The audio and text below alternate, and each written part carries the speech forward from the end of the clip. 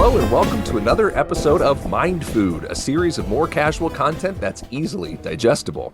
This episode is, of course, brought to you by our supporters, three of whom are C. Billy Campbell, Monique Schramm, and Corinne Greenblatt. Thank you so much. My name is Nick Covington. I'm the creative director of the Human Restoration Project, and I am here with Chris McNutt, our executive director. And today on MINDFOOD, we're talking about interdisciplinary learning. How do we define it? What's the need for it? And what are our top interdisciplinary learning ideas? And this episode is really inspired by the work we've done at HRP with schools and previously with 100 Days of Conversation. I thought, Chris, you were really involved in particular with the 100 Days of Conversation. Could you describe basically what that was and what HRP's role was in that? So back in 2020, 2021, we partnered up with Aaron Robb out of Re-Envision Ed. And we ended up reaching out to a bunch of different organizations, schools, young people, individuals, et cetera, to host over 117 conversations with over 500 young people and adults talking about reimagining education. So we asked a series of questions about what school means to different folks. What does equity mean in education? What does it mean to reimagine school? And that helped both reinforce our own ideas, as well as build upon our resources, reimagine our professional development process. And in general, it's built into a lot of what HRP does now. On our website, if you go to humanrestorationproject.org/listening, you'll see that framework as well as various findings. And that's really built into the human-centered schools model, which is we go around, we listen to students, we listen to young people, we listen to community members, and we build classroom experiences based off of what folks are telling us. And interestingly enough, and it's not really surprising given the research, the work that we're pushing for is what everyone keeps saying, regardless of their background. What we want is common sense. We want more of that purpose-driven learning. And just for funsies, we'll play a few of those clips right now. I definitely agree. I think that when the most marginalized students in our community feel heard, feel valued, feel like they have enough resources and support, having those basic needs met. If they have all of those things and feel like and can voice that they can succeed, I think that is what equity looks like. What Chuck said, just we can't just be doing this one size fits all and moving forward, if the kid that we assume already knows the answer is like, okay, good to go, and then we move on to the next thing. It's when like the kid that needs the most help is able to articulate that they're good to go, is when we can move forward from there. Top picks of classes. So I think that having more of the power of choice would be more fair, and having like art as a subject and having those things as subjects instead of, you don't get to choose to do this. You have to just we'll either choose for you that you get to do this, or you just don't get to do this. I do not think education should be a commodity.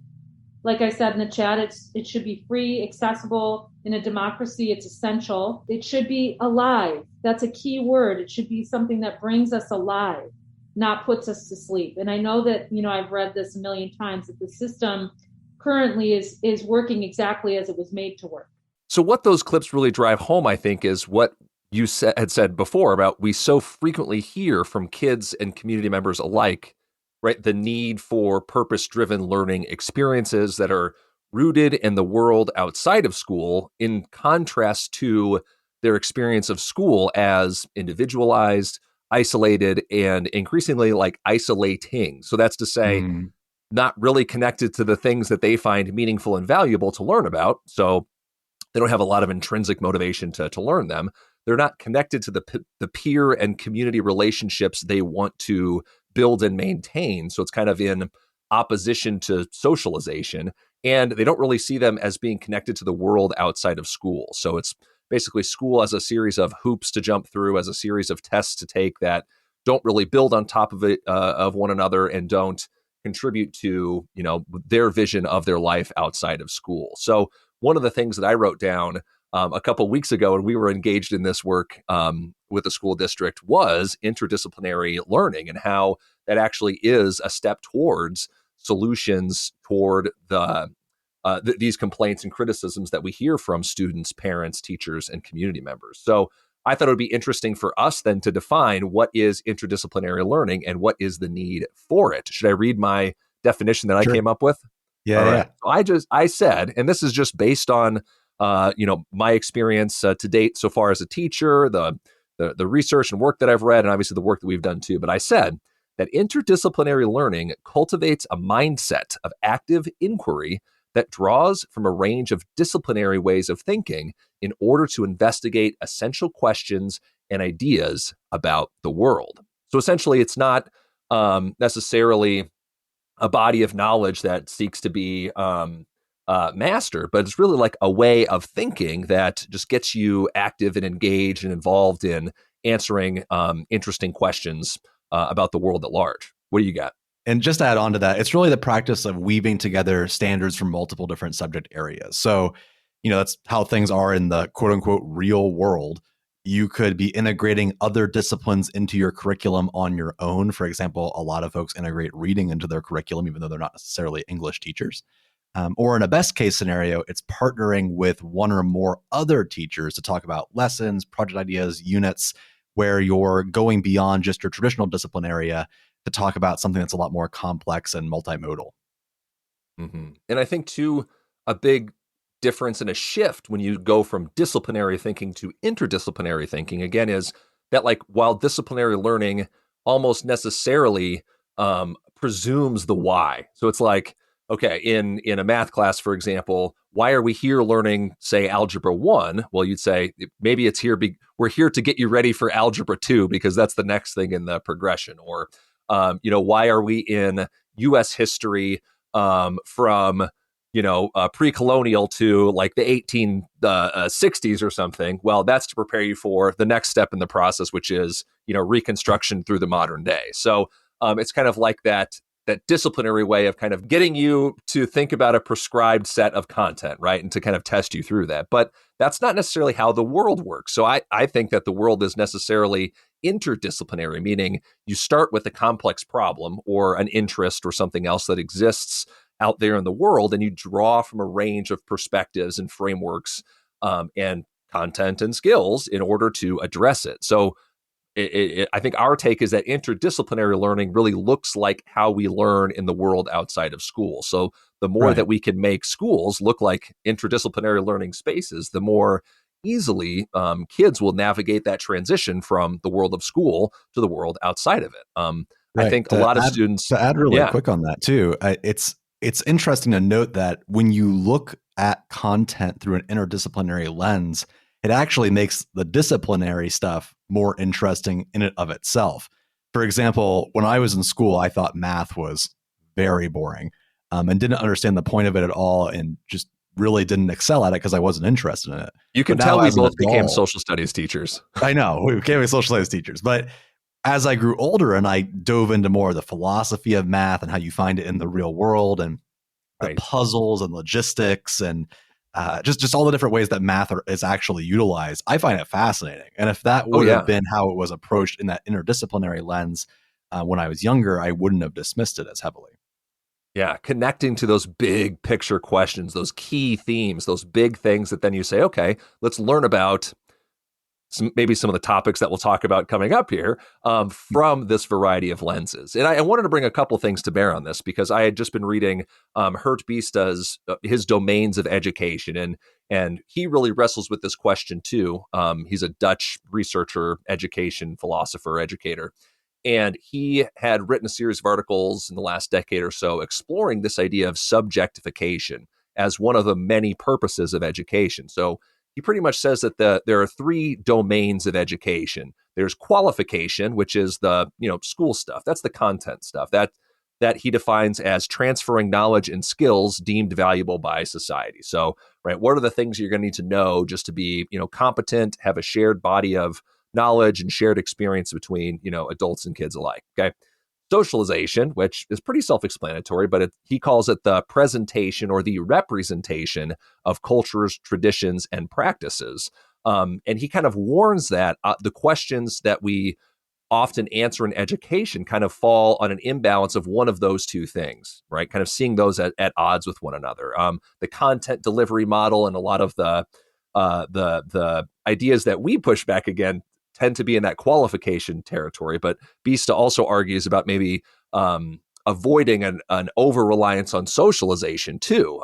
In that the cultures, traditions, and practices. He says the most important and the most ignored is in fact subjectification. So that's turning yourself, right, as the subject of education, which he calls the freedom of human beings to act or refrain from action. Of course, implying that there's some sort of autonomy and agency within the learner as well. And I think that really fits the interdisciplinary lens because, right, it's not memorizing a prescribed list of content and skills and abilities that might fall more in the qualification part. It's not even necessarily concerned with, reproducing social cultural norms, but it's really like seeing yourself as an active agent in the world, and kind of seeing how all the various lenses of thinking about yourself in the world apply to you or not, and right how you act based on that information. And another framework I want to bring to bear on this is actually an interdisciplinary framework that I think really mirrors Bista's domains of education. So the framework that I'm going to look at here actually says that there are three aspects of interdisciplinary learning: critical thinking,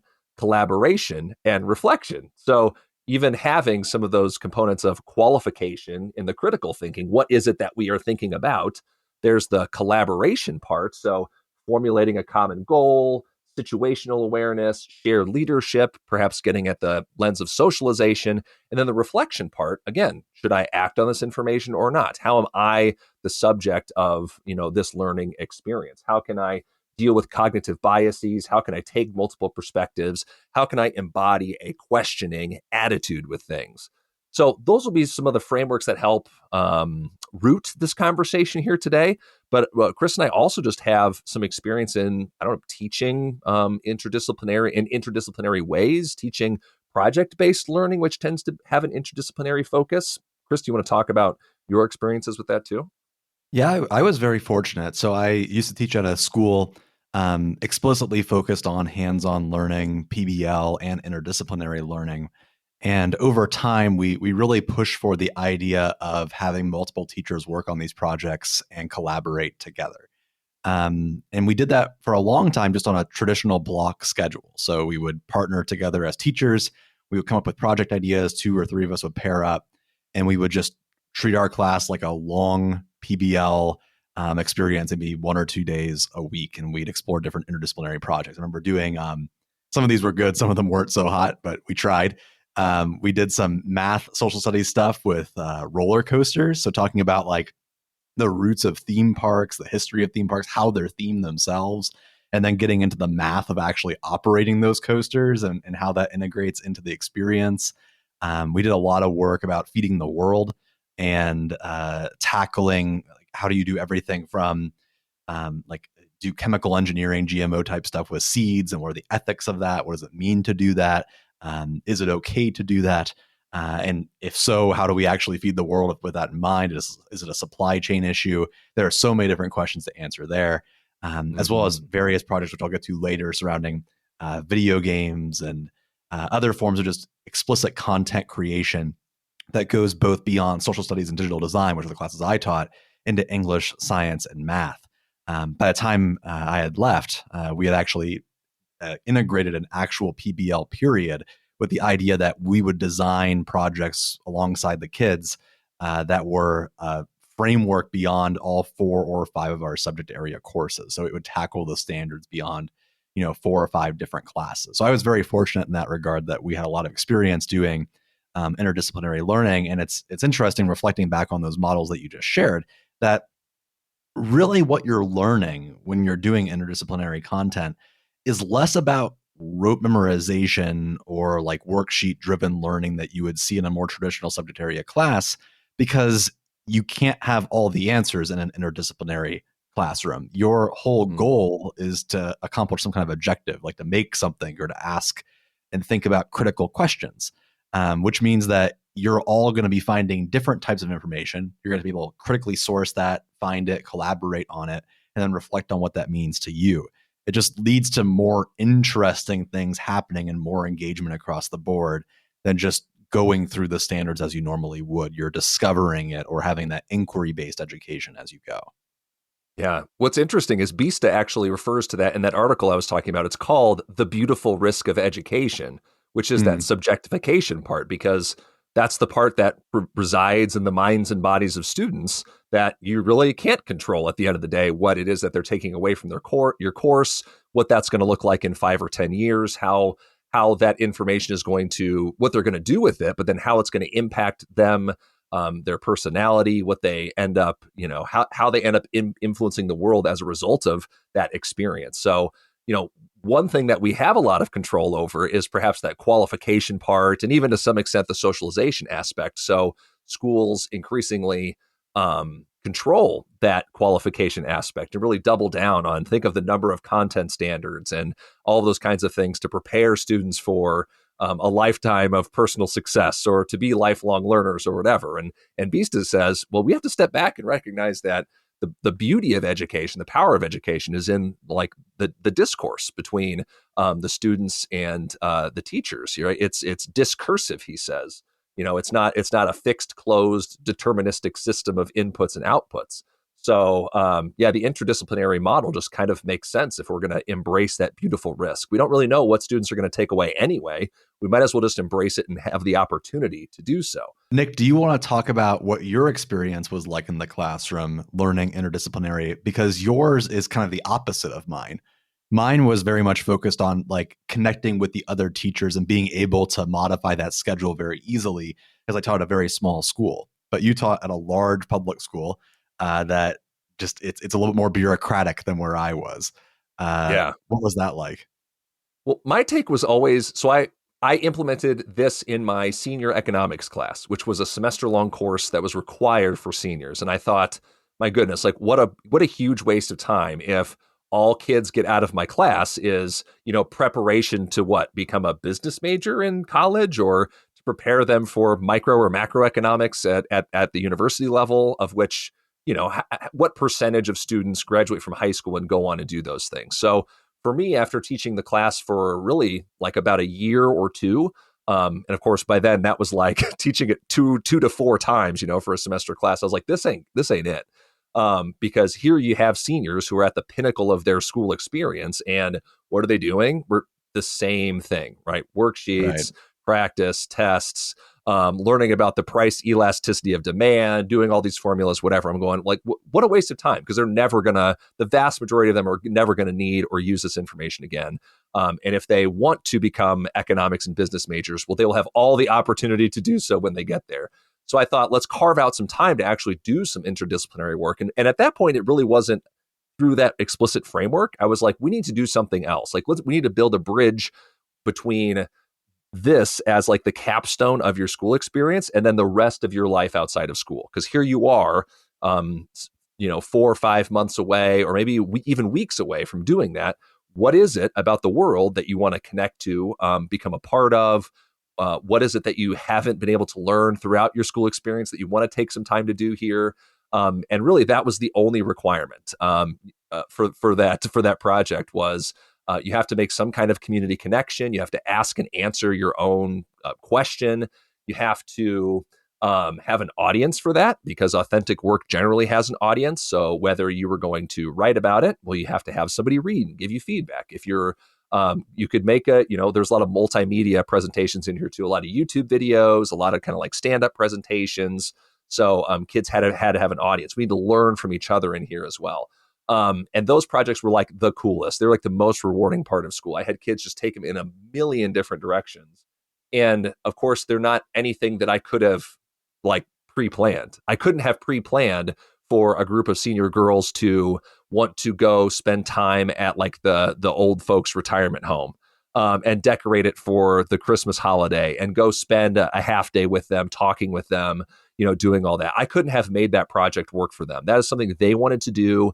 I just gave them the time and, leveraged my ability to get them out for a half day to go do that stuff. A lot of kids used it as time to explore career opportunities or to, um, you know, bring in family connections and talk to their parents and interview them for different things, or, learn about. I had one group of students learn about like how economies work in video games. So they took some of the same content things that we had learned about in economics, and they took it a step further and was like, hey, how do video game economies work?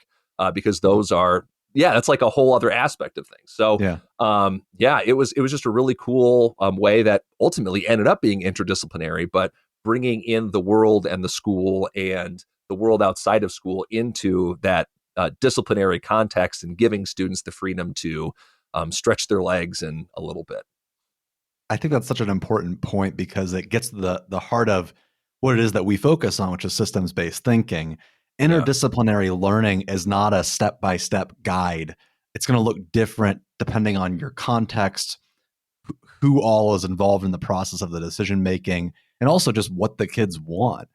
There are some contexts in which interdisciplinary learning is just an open-ended PBL project within one classroom. There's a PBL context where it's truly interdisciplinary in the sense that there's 5 different teachers in the same room together teaching about something and learning together.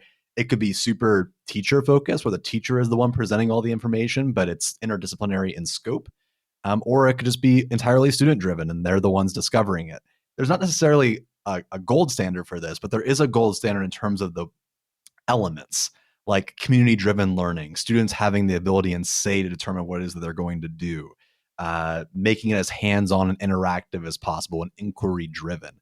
And that could lead into a more teacher centric approach or a more student centered approach. It really just depends on what it is that everybody wants. Right. And what I like about that is that means that no matter who you are and what circumstance you're in, there is a way to incorporate interdisciplinary learning, no matter your experience level or the context that you find yourself in. There's something there. Well, that's what's so interesting, right? To kind of pull a thread between all of this, and really maybe harken back to Bista's beautiful risk of education, that the center of that interdisciplinary work, at the center of subjectification, is a questioning attitude. And like giving kids, right, not only the opportunity, but also the tools, the toolkits, the frameworks, the ability, the capability to be able to do that, but also the freedom to be able to ask and answer those questions and kind of follow those roads wherever they might lead. And what's so cool and powerful about that is, well, once you do that once, like, you're set. You've learned how to learn, and there's not really a need, outside of wanting to gain certifications and kind of in that qualification range, to have a teacher driven learning in that context. So yeah, it's really freeing too. Exactly. It's all about that risk taking. We talk about a lot in our own PD to embrace the beautiful chaos, to dive into the fact that when you first start doing this type of stuff, you have a change both in the content, so the qualification angle, if you want to use Biesta's language, where you are exposing folks to new types of things, and it means that you might not have all the answers, which is a very scary feeling as a teacher if you aren't used to that. But there's also the socialization side of things, which is if you take a bunch of kids and tell them, hey, you're going to go explore something on your own, you're all going to be doing different things, and it's going to be super open-ended and a challenge. It's going to be difficult to manage that initially because kids are going to be all over the place. Either they're going to be not used to the freedom, so they're going to be adjusting to that. Maybe they don't have the answer right away, so they're going to be frustrated. Maybe they are annoyed with you changing up the teaching style from other teachers in the building. But those are all normal things that over time in our experience lead to very fruitful results where kids, this is the way that people just naturally learn, is by going out and tackling problems. So after that adjustment period of getting away from the very schooly model towards this interdisciplinary hands-on model, you'll see some awesome results. And what I think is really interesting, to come back to that issue of standards, is, right, I think about in the course of a day, a student in a traditional disciplinary structured school day might have, on a block schedule, 4 or 5 classes, on a normal schedule, maybe up to 7 or 8 periods a day, thinking of all the different standards they're going to have to try and hit, the amount of like cognitive load that they're going to accumulate in there too. And this might be a good time to bring in our buddies, our partners, our colleagues at the Holistic Think Tank, who have actually come up with a list of interdisciplinary standards. So I don't know, Chris, if you want to talk a little bit about who they are, what's our role in that, and we can maybe talk through a couple of these interdisciplinary. Holistic Think Tank is a Polish nonprofit organization that was founded, I believe, in 2021, maybe 2020. They are working on what they call an interdisciplinary subject. This is a globally focused. They've sent researchers all over the world to learn about what it is that schools want and what it means to learn well. And they determined that, well, what it's going to be is going to be a human-centric, interdisciplinary curriculum with the overall goal of basically destroying the silos. They're thinking really big. Get rid of all of the singular subject classes and make one interdisciplinary subject course. Now, they also recognize that's not necessarily feasible in the short term.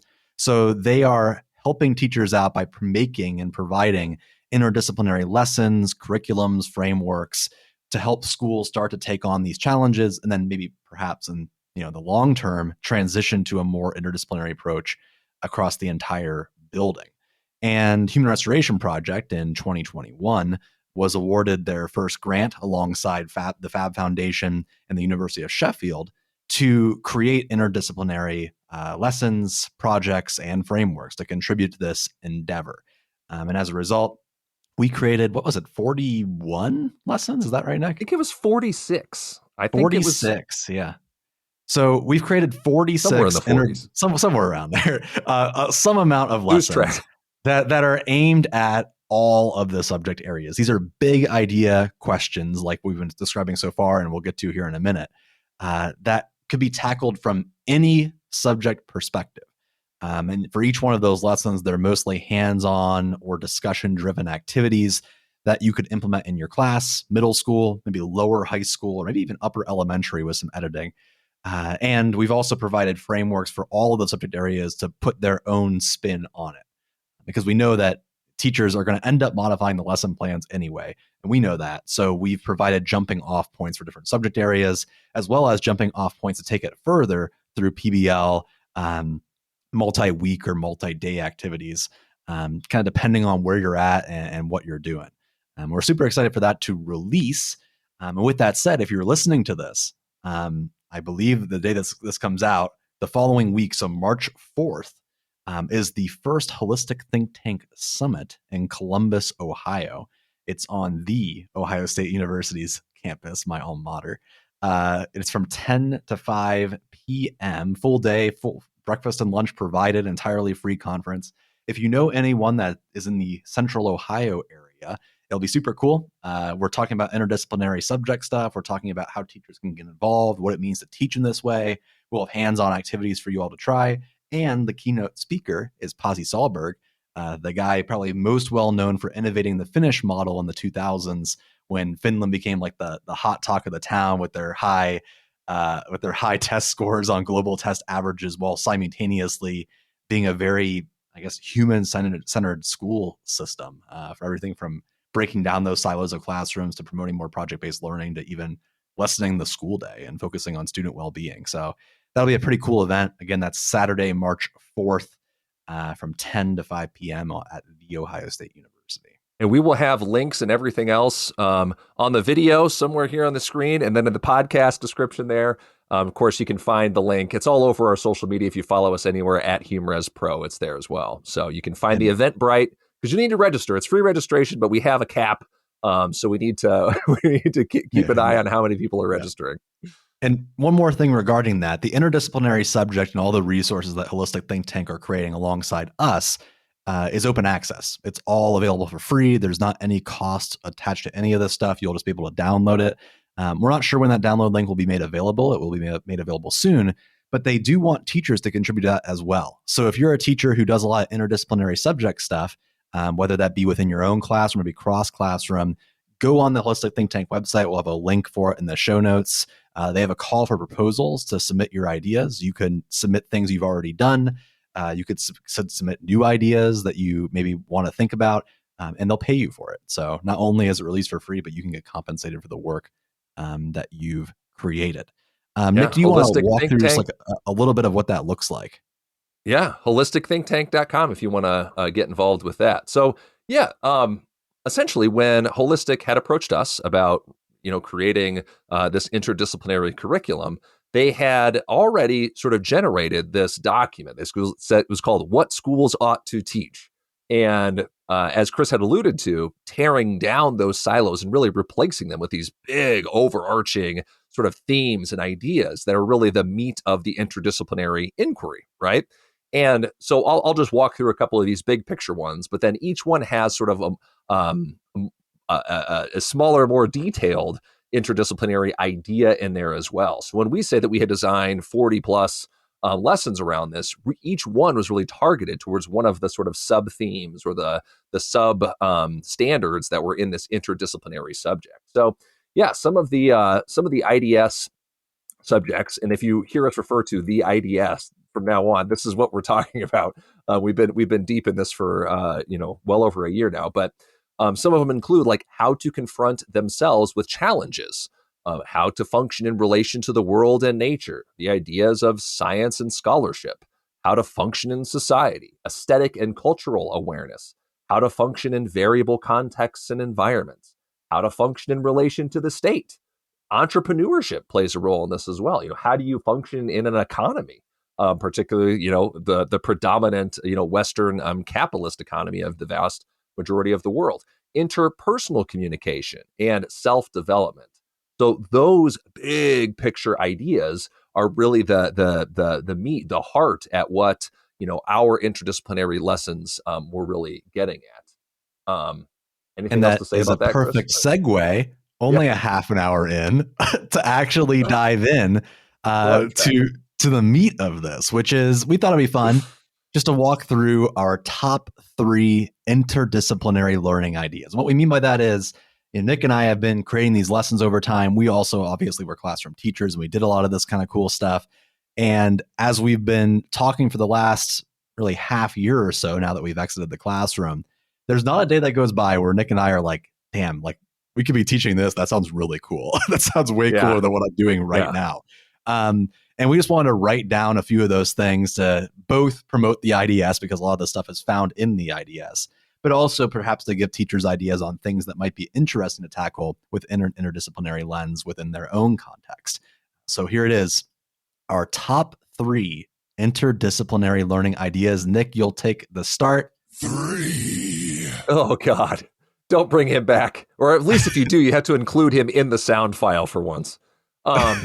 So for me, I always seem to return to the scene of the crime for some reason. So recently we had an author and a teacher, current teacher, Sam Shane, publish a piece with us, which you can find on our writing page, about how he was not rehired at his school for quote unquote teaching politics. This was back in 2021 when he taught Eli Saslow's Rising Out of Hatred, The Awakening of a White Nationalist. And I have the book. I have not read it yet, but perhaps it's something that other people are aware of and have read.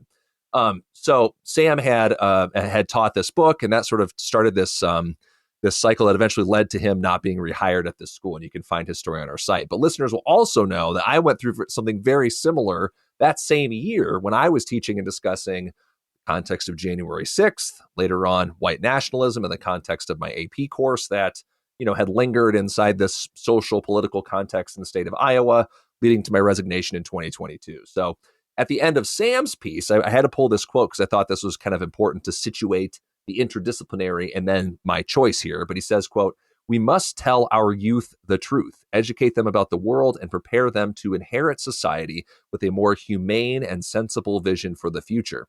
For any future worth living depends on it," end quote. So at that intersection, I think of history, sociology, even like marketing and branding, political science is radicalization.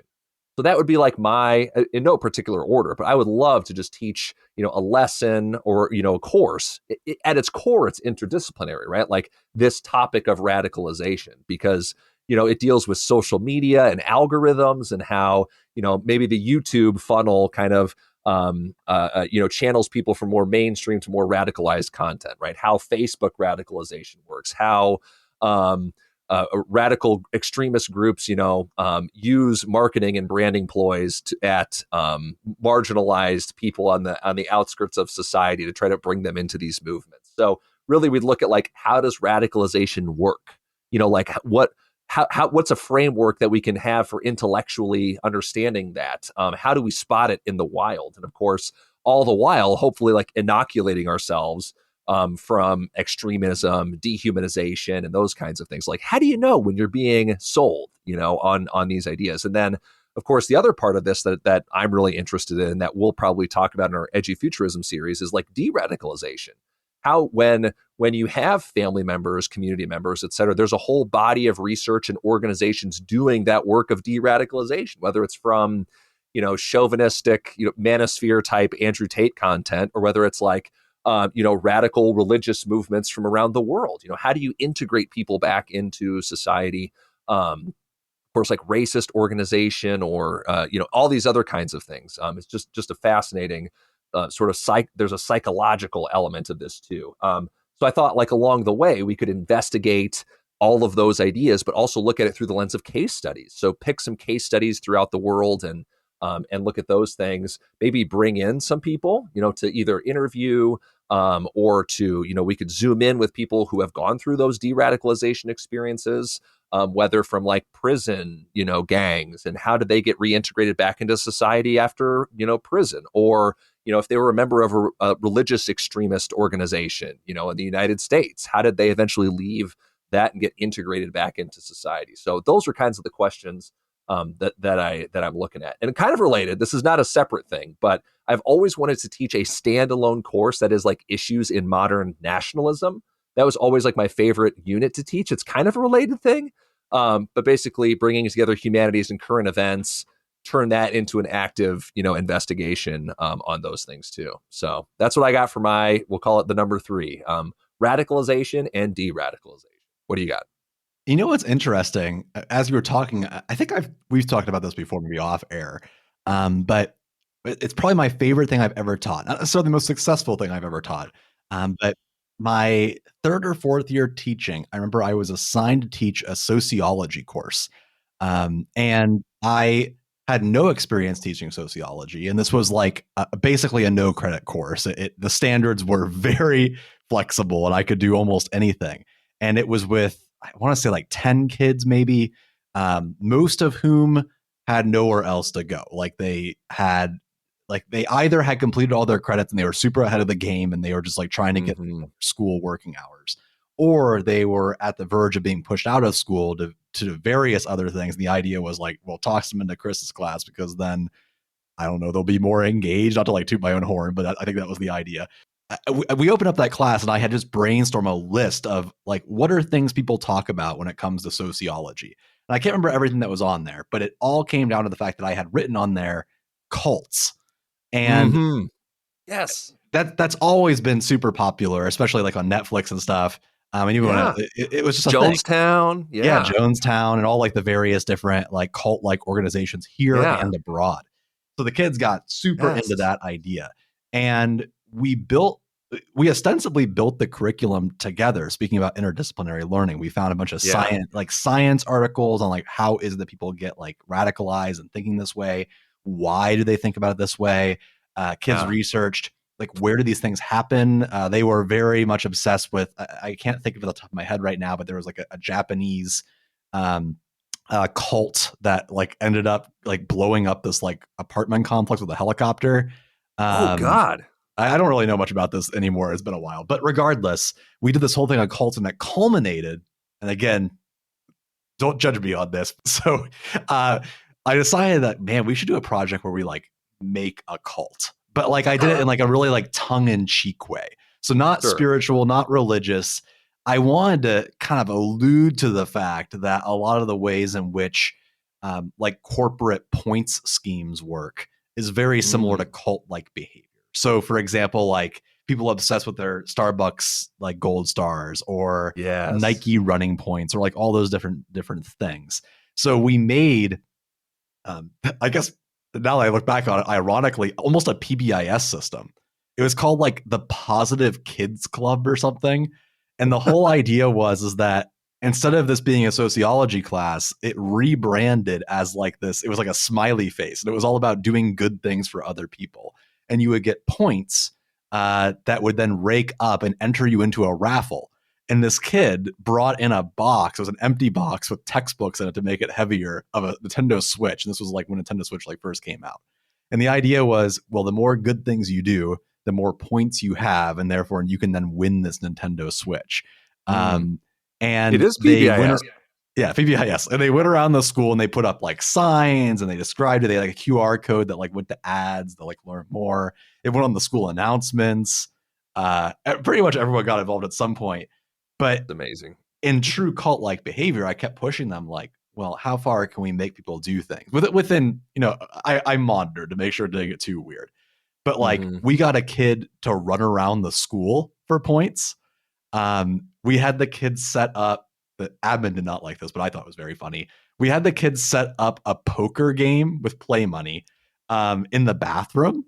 And then we were like trying to like encourage kids to come in to earn extra points. Like we were just trying to push like, what's the weirdest thing that's like not super shady, not super weird, that we could convince kids to do just because they wanted to make more and more points. And it was almost a little too easy to the point that we never finished it because it started getting so weird that I was like, this is like actually kind of creeped me out. So we stopped it. And like, they talked about it. We had an expo night. And the kids talked about how they made this like weird cult thing, and some kid ran around the school because he wanted more points because he thought he was going to win a Nintendo Switch. So all of that to say, that was like probably the most interesting thing I've ever taught, and it's all student driven. It was truly interdisciplinary learning. It was inquiry based.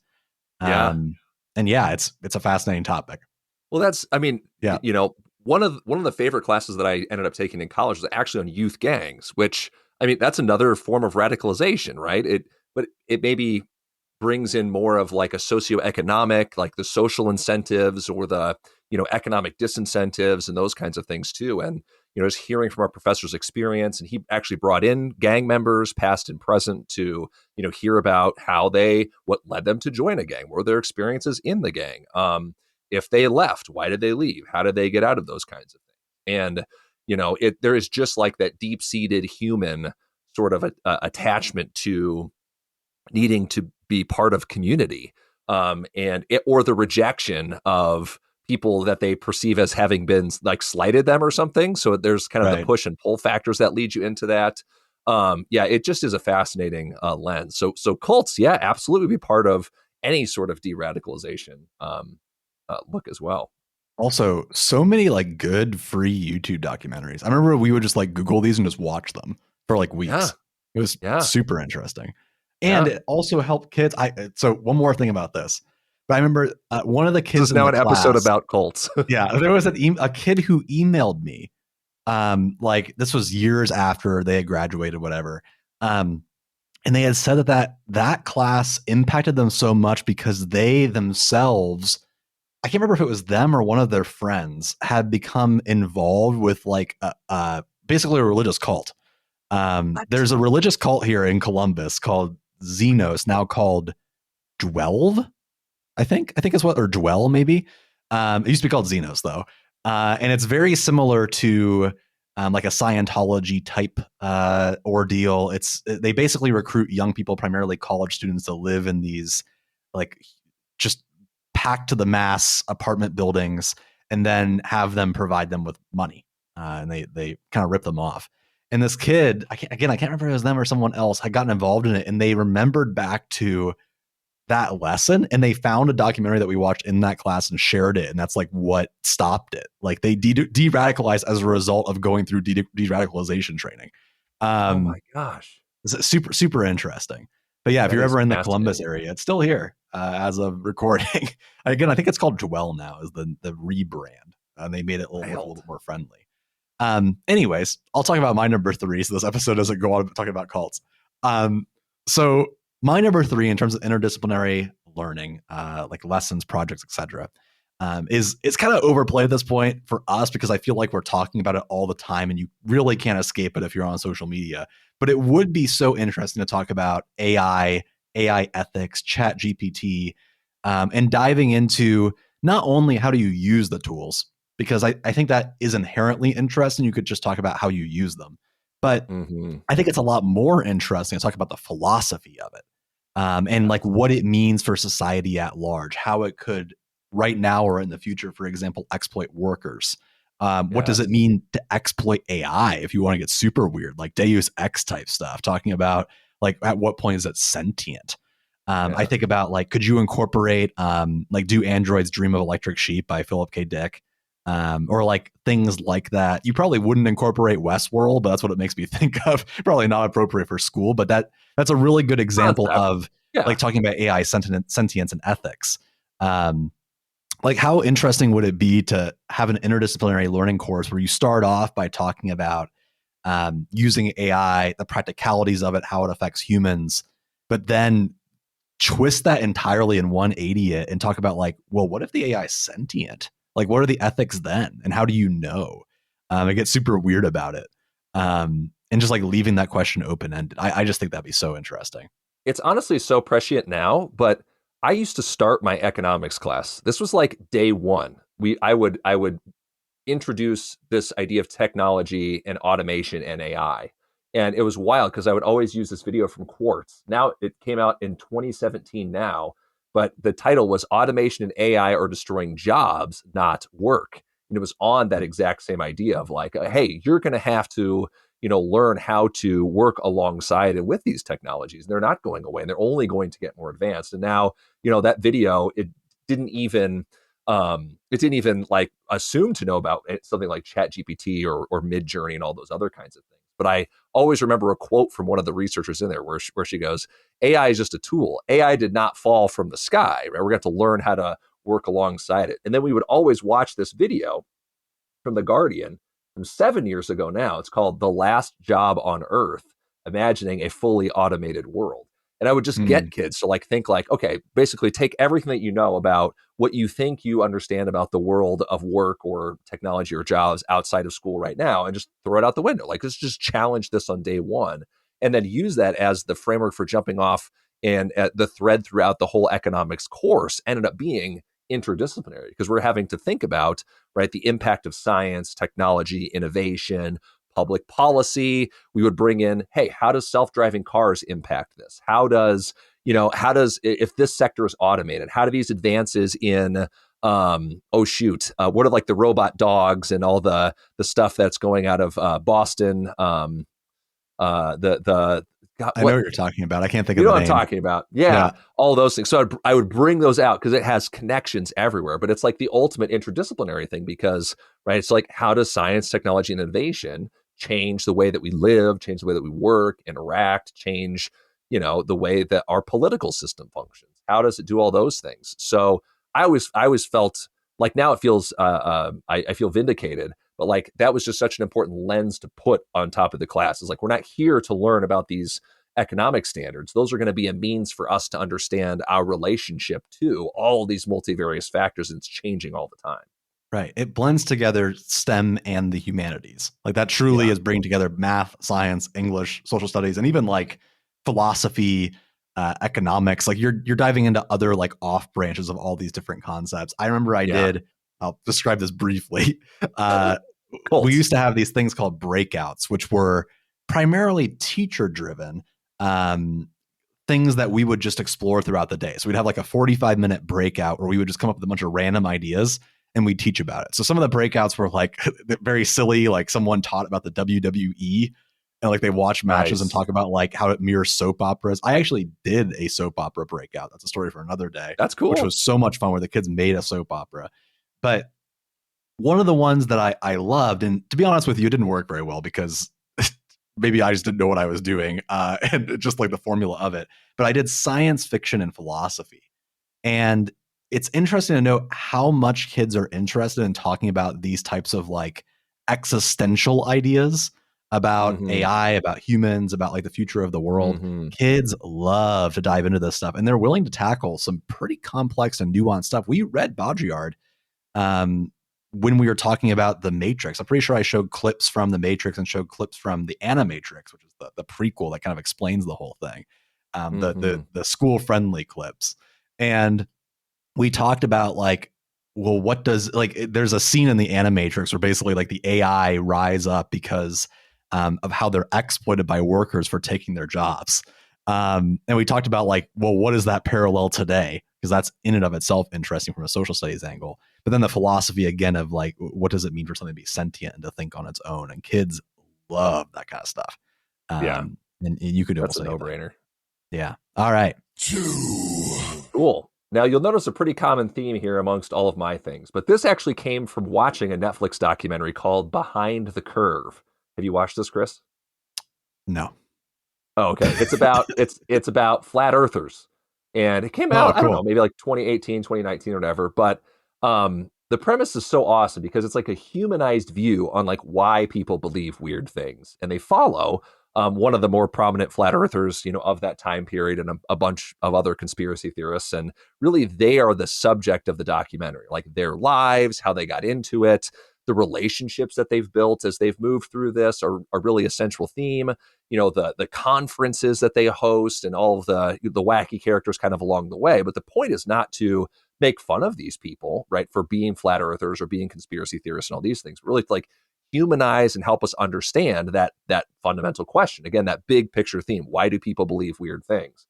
And along the way, they have scientists and other people too, who obviously be on the other side of the flat Earth issue, but we understand that the way to get someone to change their mind isn't to beat them over the head with facts and figures and all those other kinds of things, right? So really their role in this is to, how do we help build the relationship? How do we help provide these counter narratives? And so I think it's an offshoot of that radicalization part, because I think those are different, but they're not mutually exclusive, right? Because when I think of flat eartherism or when I think of, hollow earth or any of these other, we didn't land on the moon, some of those other things are kind of like harmless conspiracies. But they get at some of those same fundamental things. So with this, I kind of imagined it would be like an open inquiry into maybe more of those cognitive traps and like our own biases and some of the things that cause us, the social incentives, media literacy, that cause us to believe any number of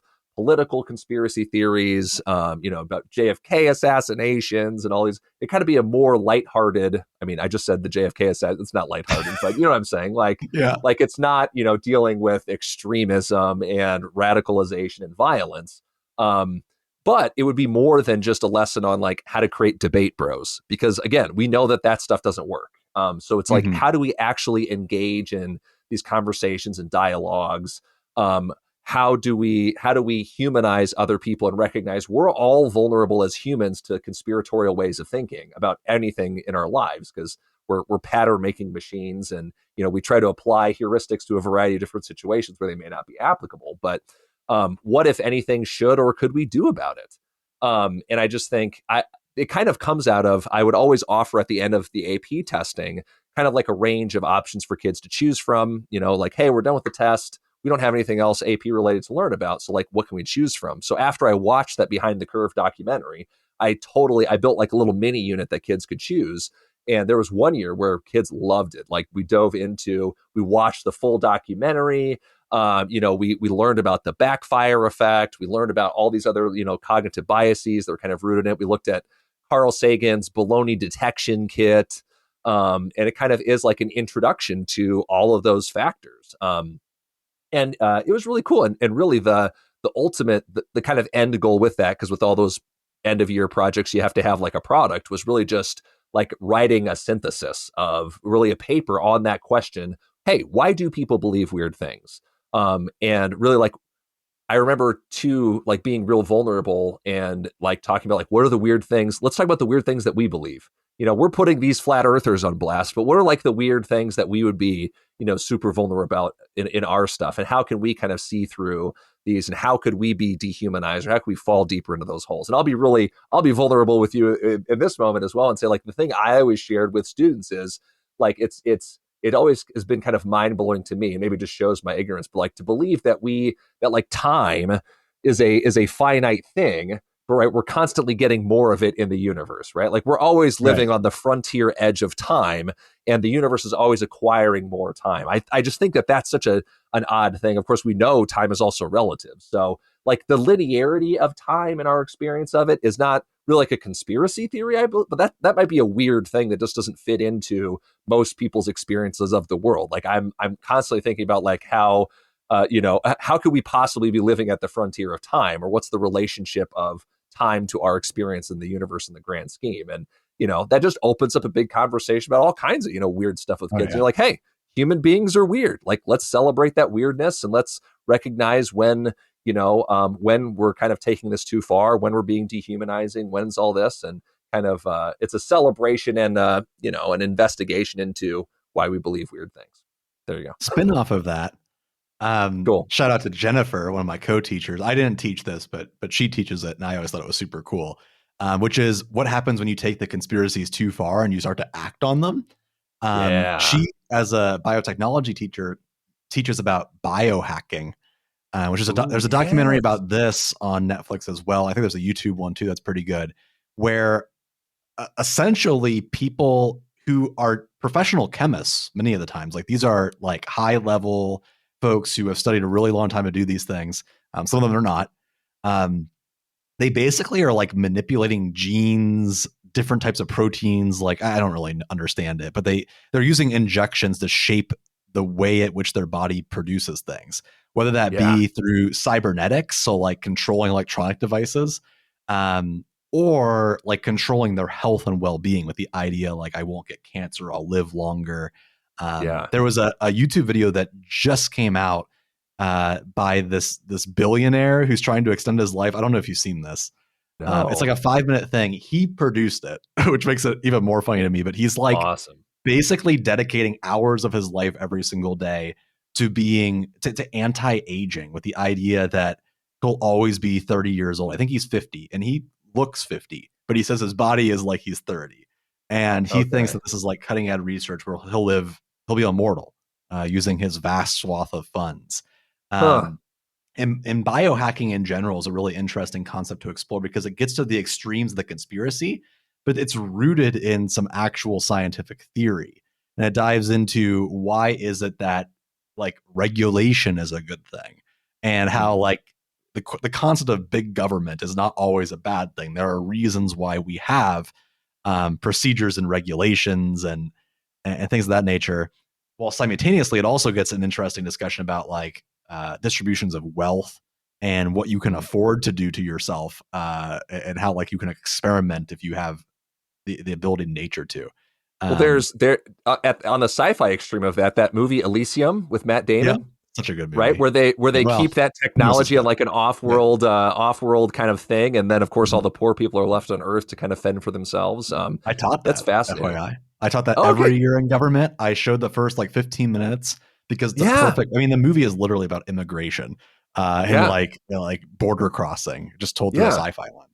Yeah, there's like an action, sci-fi action film embedded in there. But I think too, like at its most human element, right? Policy stuff aside, it's like those conspiracies really speak to our anxieties, right? It's like we're scared of getting old and scared of dying, and we're scared of not being in control, or we're scared of just like these capricious forces having enormous amounts of control over our lives, that we push up against if we try to deviate from them, right? So some of that stuff is just built into the ways societies and economies are organized. There doesn't have to be a grand conspiracy to explain that, but it's an easy solution to say that it's X, Y, and Z people, members of a certain religion or members of a certain race or members of a certain political party, right, have all been blamed throughout history for, controlling the puppet strings of all these grand masters. It's the Illuminati, it's the whatever, so people want to feel like they're pulling behind the curtain and saying, no, I know really what the secret is. I'm not, just some disempowered person who's kind of on the recipient of this crappy,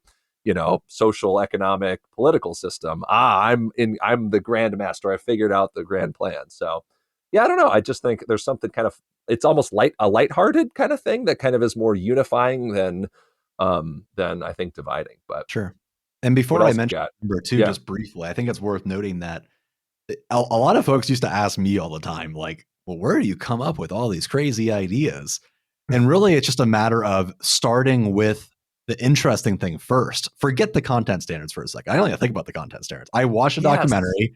I played a video game. I went and saw a play. I went to an art Yes. museum, and I was like, man, that's super cool. I want to do that and talk about that. Yeah. And then Yeah. I would take it to the kids and ask them like, hey, is this cool? And 9 times out of 10, they'd say yes. I Yeah. was never a big fan of like attempting just to do what they were interested in because I wasn't always interested. I couldn't make a unit about Fortnite, even when it was Yeah. like super popular, because I don't like Right. Fortnite. I don't think it's fun. It's a Right. partnership. And certainly I would let them, like, they would bring things to the table as well. And I'd be like, oh, that's kind of cool. Let's talk about that. Yeah. But it was about starting with that and then pairing the content standards in later. Because at the end of the day, your content standards are only as relevant as what the real world things are out there. And Right. at least in my experience, it was relatively easy to take, especially like the big overarching standards, and apply them and fit them into the interdisciplinary stuff. For Yes. example, if we were teaching something about biohackers, I would just bring in all of like the standard social studies stuff and toss it in. Like we could talk about Luddites. We could talk Yep. about like the industrial revolution and growth of technology. We could talk about Yep. like healthcare and why it is that people are like turning to these types of things and like why it's so exposed, so expensive, that kind of stuff. Um, Yeah. it's very easy to integrate the content standards once you have an interesting premise, because it Yep. builds into something greater. And that way you can say like, hey, this is going to help you out with whatever it is that whatever project you're working on. Let's talk about this for like 20 minutes. And then chances are kids Right. will learn more. Or like, yeah, like with the conspiracism, it's not like, say if you had a psychology class and you're just like, well, today we're going to memorize the parts of the brain, right? That's going to be a huge lift. But if you frame it in like an interesting, right, inquiry based way, why do people believe weird things? Then you can explore all of the bigger context and then say like, well, what is it about the human brain that causes us to want things to be this way? And you're like, okay, here's the the elements of that. That's going to be much more likely to stick and be a lot more enjoyable and engaging experience for kids than the one where it's like just take the map of the brain, remove it from all of its situated context, etc., and just be like, memorize the parts, kids. It's going to be on the test. Like, no, Exactly. like It's let's mirrored in the answer this big research. picture question. Yeah. Yeah. The research tells you that kids that take tests that are learning in an inquiry based way do the same or better in terms of points, but they get more of the higher level questions correct. The Yes. critical thinking questions as opposed to the memorization questions, because they drilled less, so they don't know if maybe as many of like those things that you could just look up, but they do a Yeah. lot better when they need to interpret something or think in a deep critical manner, which in my opinion is much more important to the real world. Let me share my number two. So my number two, which is actually an IDS lesson. So I just completely took this out of there because I've done this project actually multiple times within our own classroom. One time, This is a very right, cool lesson. I like yeah, this one a right lot. before COVID shut down and caused us to go online, which we were like building this project as it happened, and then we did it again my last year teaching, which is talking about city planning and community designs. That's something that personally interests me a lot. I was always like, Mm-hmm. SimCity was my game. Oh, I yes. still love SimCity, City Skylines. I love Yep. simulation games.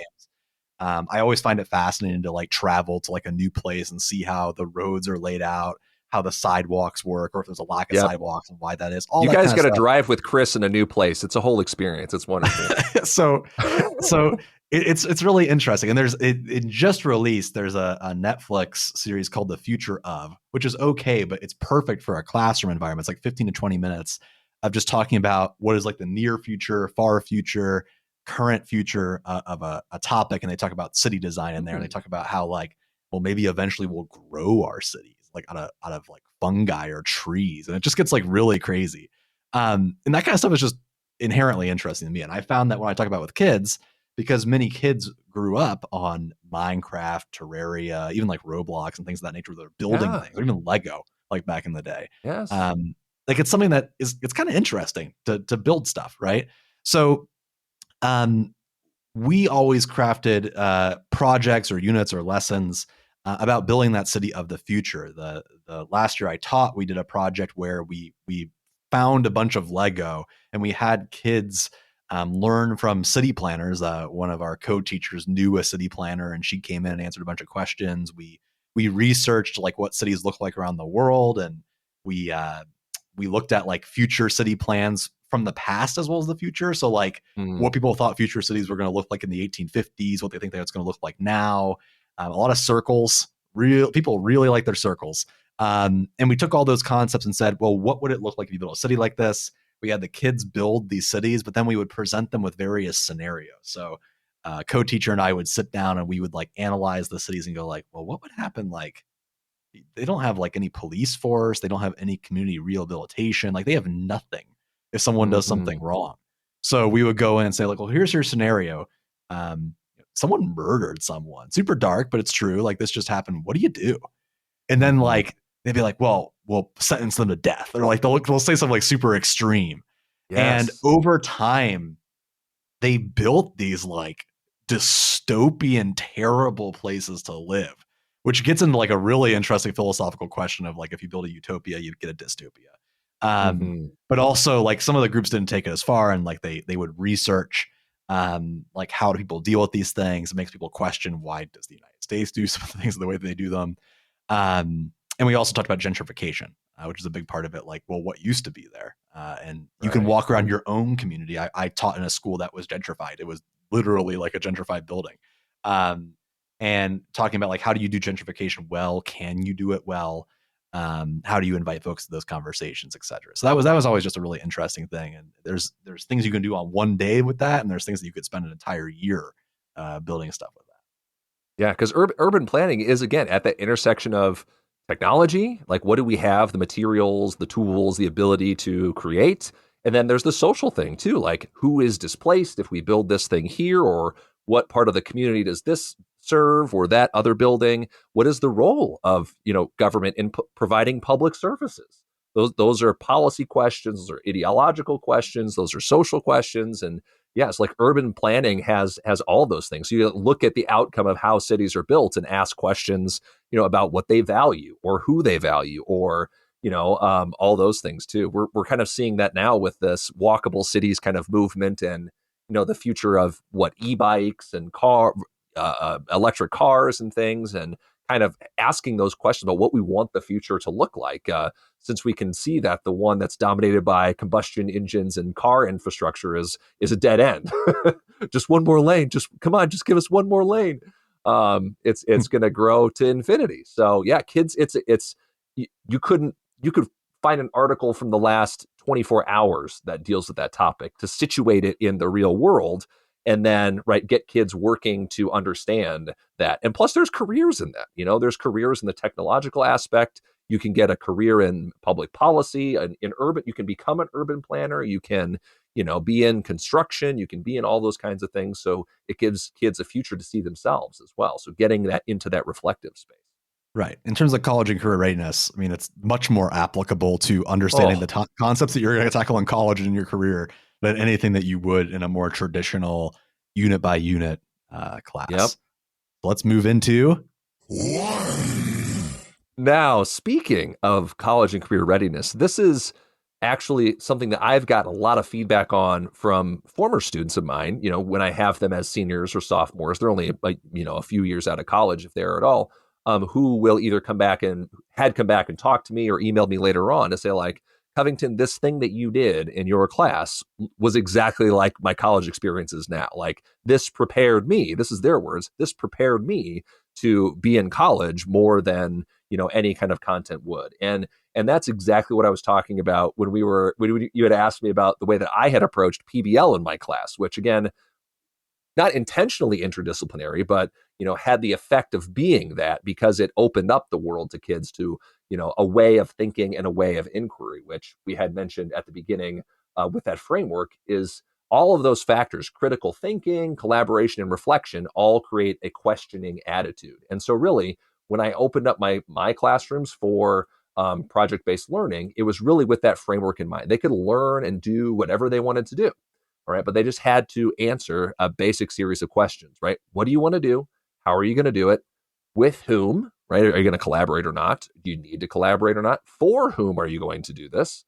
Is this just for, your own personal curiosity? Does it connect to some future thing that you want to do? Do you want to help build a better world for, disadvantaged kids? Or, do you want to help out homeless veterans? Whatever the case might be. What will the impact be? So kind of evaluating on the future of the project. What tools or resources will you need to be successful? And how will you know when you've gotten there? Like that's a lens of thinking about the world that you can apply to anything from baking cookies. Like I want to make cookies. I don't know how to make cookies. Okay, well, what kind of cookies do I want to make? Um, do I need somebody to help me make the cookies? Am I making them for me? And am I making them for my friends, for my kids, for my parents? What tools or resources am I going to need to make the cookies? How will I know when I've gotten to, apply it to any culinary lens, apply it to any technological lens, apply it to, any kind of sociological lens. That's it. But I think like in my ideal, that's what that huge open-ended inquiry would be, because it's necessarily, again, it's preparation for the rest of your life outside of school, where you're not going to have a day-to-day kind of structure in what it is that you're doing. I mean, the nonprofit work that we do now is we're constantly shifting gears and taking on tasks that we normally would not otherwise do. But we're like, hey, yeah, I think we could do that. Let's learn about what it is that we're doing. How is it that we're going to be able to meet these people's needs? How can we do all that? So we've stepped into a million different directions. We weren't YouTubers before before this, and now we create YouTube content. We weren't a lot of things we've learned by doing in that moment. And so again, I come back to the feedback that I got from my graduated students to say like, that was more preparation than the content. It was a way of thinking about challenges and an inquiry-based mindset that allowed them to be more successful in the open-ended world of college, university, where you're not led around by the wrist and told what to do and when and how. You kind of have to think on your feet a little bit, or you're given more opportunity to explore more inquiry. I still remember a lot of the really cool work that I did in my for my history degree was a lot more of that open-ended stuff. I remember like I had a Chinese history course, and we had to pick a topic to research that got us working in like archives and working with primary and secondary sources, which I'm not a reader of any Asian languages. So that was kind of the interesting part, was bringing that back to my professor, that collaboration there. But I still remember I wanted to look into the rise of brewing beer in Asian countries, because that's not, that's like a European thing. How did that arrive? But the question for me was, how did that arrive, in Japan? There's Japanese breweries, there's Chinese breweries that brew their own beer for their own local markets and then for markets abroad. What's up with that? So I had to learn about the history, right? How did brewing beer get to these places? Right? How do they make that? What is the impact on the market here today? And do all of that. So I don't know. It's just like it's such a natural way of thinking about the world, but the framing in education is so much like, like kids need to practice all of these skills and all these abilities, and kids need to practice their math facts, and kids need to practice all the retrieval practice for all that. When do they get to practice this lens of inquiry? Right? Like, when do they have the space and time to be able to do that? That's always pushed aside later on. Later on, they can do the inquiry. Later on, they can do the PBL. Later on, they can do all that, but they run out of time. So I would just open up the space for them to just ask and answer self-generated questions, right? Open it up. And it doesn't even have to be successful. Oftentimes, kids would get too ambitious, oftentimes, as we do as adults. They tried to bite off more than they could chew. They had to settle for a little bit less. And it was the start of something that they planted a seed that was interesting for them to answer later on. So maybe they weren't super successful now, but that's a reflective moment for them to say, oh, well, now I know for the next time I enter this big project, here's actually what I might need to start off with and do. Right. So I don't know. It's more like practicing and flexing those inquiry mindset, those inquiry muscles, than really it is about any amount of content. You could do that anywhere, at any time. So just pure open-ended, wild stuff. Same. And I found that over time, I don't know if it's the same for you, but I really came to appreciate creative confines when it came to those open-ended projects. When I first started trying those within my own context, I said you could do actually anything. Like, there was actually no confines whatsoever, because sometimes when you read like self-directed learning theory, the implication is like Sunbury schools type stuff where you just do whatever. And I thought, well, that sounds great. But the wall that I would always run into is that at a certain point, I can no longer have value steering that, because I don't like I don't even like know where to go with it. Like there isn't enough constraints on it that I can help steer them and help guide them towards a certain pathway, even if it's something I didn't predict beforehand. I don't have the proper knowledge to even know where to go from there. And I think it's interesting to note that creative confines tend to actually have kids learn more. For example, like when I was teaching digital design, we would do something with a certain theme or certain genre, but that you could do whatever you wanted within that genre without taking it too far, which is you have so many creative confines that it's like pick what color paper you have, or you could have 3, but you could also have 5 pictures in your collage. But instead it's like, hey, we're going to make a collage. I don't care what kind of collage it is. Here's a bunch of different examples of different types of collages. Yes. It could be a movie. It could be, but it needs to be a collage. It needs to have some kind of like mood or concept. And I want an artist statement. Okay, good luck. Yep. And then we would go through how different artists do that certain thing. We would learn how to do that. And then you would blend and kind of play with those rules, but you still had to meet the rules. And when you do that effectively, first off, you're probably going to learn more stuff because you're pushing yourself to think creatively around a boundary. And it just helps focus you a little bit more. But also when it comes to the product, whatever it is that kids made, because that product is going to be relatively the same across different things, like they have the same framework, they have the same concepts. When you go to present it, it just looks a lot better. And I always appreciated how it looked at the end, the aesthetic of it. There's the thing too. I'm making a connection now to what John Warner writes about in the writer's practice with writing is, a lot of those prescriptive things that we put in place, it has to have this many paragraphs, or it has to have this many pictures. It has to have it really takes away the ability for students to understand why and how they're going to answer those questions, and develop like their authentic voice as writers in the context of writing, right? So there are certain questions that you have to answer as a writer to like put yourselves in communion with your audience, right? How am I going to express this idea? Does it, what punctuation would best, carry the emotional weight that I want to look at here? What word choice? What, does it need? How long does it need to be? And certainly there are these confines, but we're trying to, get a message across. And often the prescriptions that we put in place are like faking it, like Warner calls them writing related simulations. Well, take that concept and apply it writ large to everything that you're saying in like, an art class. It has to have this many pictures. Well, maybe you're answering a question that an artist necessarily needs, in the moment to do that. That might be a short-term like thing to get kids to the next level, but then actually causes them to fail at the next step because then they won't have gone through the hard part of figuring out why are 3 to 5 paragraphs important, if they are, I don't know.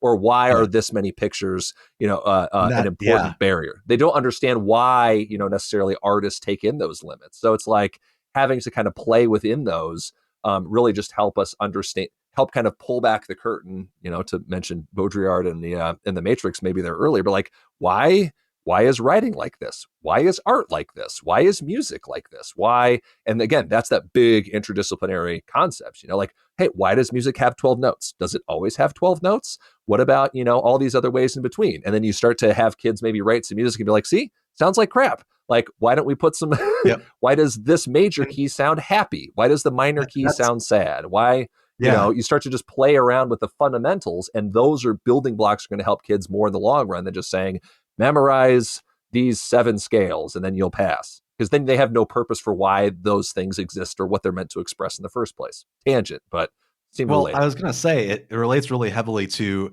something that a lot of kids would tell me in feedback forums initially made them very frustrated about my course, but over time they grew to appreciate, which is it allows you to discuss the minimums. Because I would sometimes put on there, speaking about the collage as an example, like you need to have a minimum of 3 pictures. So some kids would put 3 pictures and go like, well, it's done. And then I would give them feedback. I wouldn't write it like this, but I basically say it looks bad. Like it sucks. It's not good because making a good collage out of 3 pictures is very difficult. So like a kid would like write back or come see me and be like, well, McNutt, you told me I only needed 3 pictures. I was like, yeah, you only need 3 pictures, but like, doesn't look very good. Like we're going to work on it and make it better. Like we need to improve upon it. And then they go like, well, like, I mean, I was like, most of these don't have 3 pictures in the example. So like you might need to Yeah. add a few more to make them look good. But Yeah. were there a few kids that made some 3 picture collages that work because they were like all cut up and like weirdly modulated? Sure. Yep. And over time, kids get that. Like over time, they're like, oh, my goal isn't necessarily to obsess about the minimum guidelines. It's to Yeah. use these as rules that when I'm crafting something, I know like some boundaries. But at the end of the day, the ultimate purpose in a digital design class is, does it look good and communicate a message? Yes or no? Right. And Yeah. it's highly subjective, but we kind of worked around that and Yeah. kind of made that work. Well, and I mean, adults work within those limitations as well, right? So it's like the conversations like this between you and I are fairly rare on our content because they just are kind of seemingly ambling. We try to have much more tighter, or scripted sort of interactions and content that we release because we know, like, hey, our content has to have an audience. They want to be engaged with it. So let's kind of meet them halfway on what we want to do and what they, want to learn about.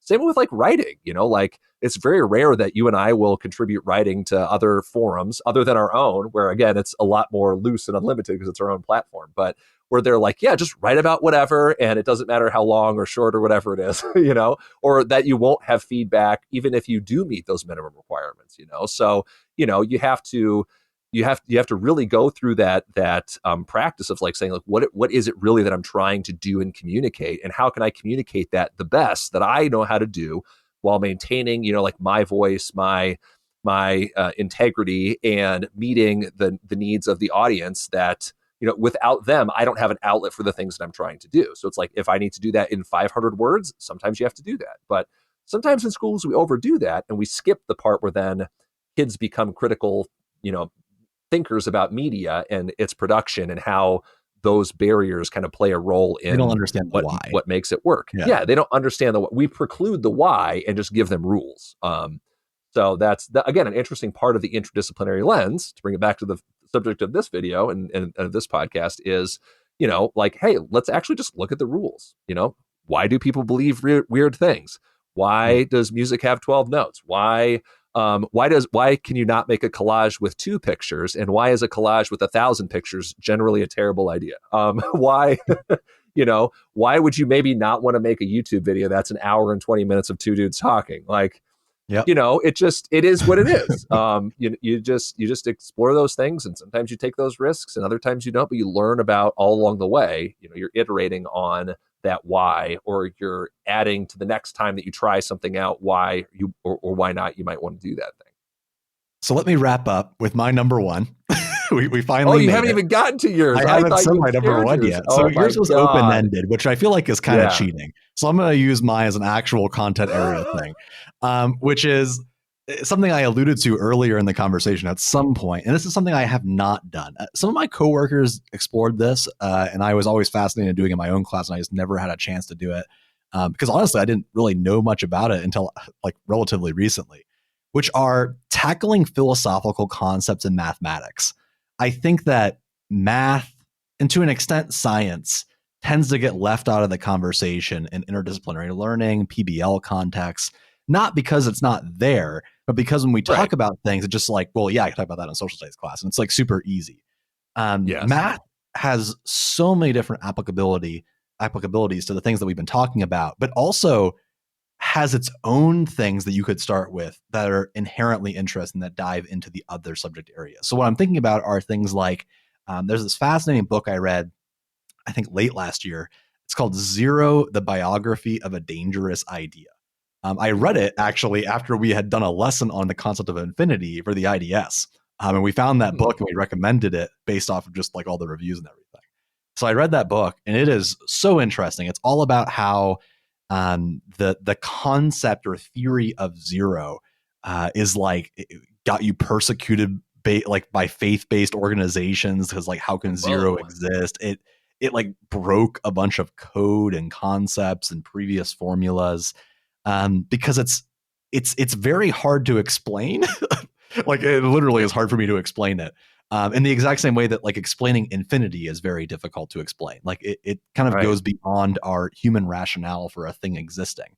But it's one of those things that people love to talk about in the exact same way that like math-based concepts of like when you're next to like a gigantic building, like interstellar style, and like time slows down and like time is relative at different paces, going back to what you were talking about before.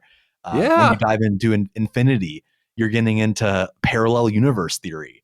Like if you have an infinite concept, then eventually you would duplicate and there would be infinite versions of every single thing that you ever do. There's so many different interesting concepts when it comes to math, and when you dive into like the existential parts of it. Another good book that was co-taught at my school was always The Drunkard's Walk, which is a math philosophy book. It's like a pop sci, like an Adam Grant type thing. How randomness rules our lives. Yeah, it's all about how like people piece together, kind of speaking to your conspiracy idea, people piece together a bunch of like random things that they learn throughout time. And that's how they come to conclusions about the way things are, even if they are completely inaccurate. And sometimes like randomness leads us to having like brilliant ideas that completely change the world. And sometimes they lead us to just being like ignorant people. And that book dives into like the why and how of the concept of randomness. Everything from like a gambler's fallacy to conspiracy theories to just like how science works and like experimentation. So all those concepts, like all that to say, interdisciplinary learning starting with math as the basis has very interesting implications for the humanities, for science experiments and the like, where instead of going to the math teacher and saying, hey, can you make a math lesson out of but the problem is now, like, I know you could do this, but like, let's say that you were doing it on city planning. There might be a leap there to say, well, like I teach algebra 2. I'm not really sure how to do that. You can, keep in mind, because we already made the lesson, but it might be a bigger leap than saying like, hey, can we make a lesson about the concept of infinity? Because that is inherently a math-based thing. And there's probably ways that we can tackle that together. Yeah. And I know our friend, colleague, Sunil Singh would certainly put his stamp of approval on this idea, right? But it's like teaching math as a humanities class. Like, what does that look like? What is the human element of mathematics? You know, it's not, to some extent it is, you know, an abstract thing that just exists out in the world, and, you know, human beings are discovering it, but it also has, you know, huge, as you were just talking about, Zero, cultural implications and implications that go into our architecture, our sense of like religion, our sense of self, and of course the story and the history of invention, and you know all of that across time too, and still what is yet to be found.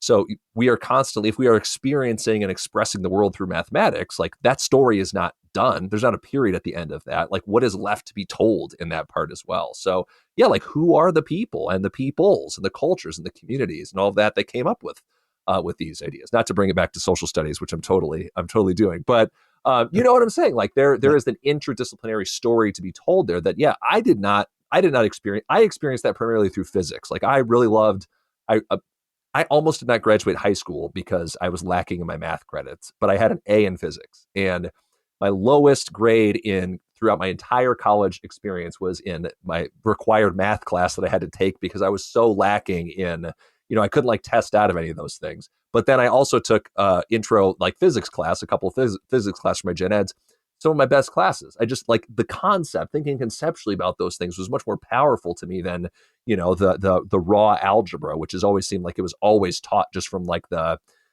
perspective of formulas and all, and you know, doing the worksheets and things that were not particularly engaging for me, but attach that to a story, or attach it to the question of like, what happens if I drop this thing, right? It's on a wire here. What's it going to do? Like, kind of tell the story of these objects and how those impact our world is like so much more fascinating. And there's math to describe all of that stuff. So yeah, that would be, I would take that class, or I would appreciate that lesson, Chris, about philosophical concepts in math. So yeah, if you've ever wanted a 90-minute conversation between two teachers about interdisciplinary learning, I think you've gotten it.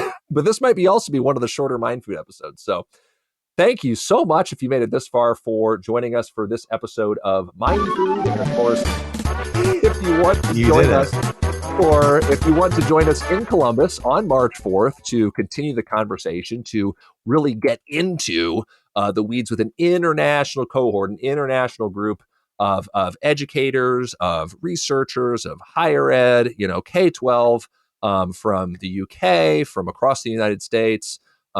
Join us in Columbus at The Ohio State University on March 4th, and you can register for that event on a link that's either somewhere in this video, somewhere in the link in the show description there. And of course, be on the lookout for materials that we release related to the IDS, that interdisciplinary subject, those lessons that we talked about throughout the rest of this episode. And of course, thank you so much for listening.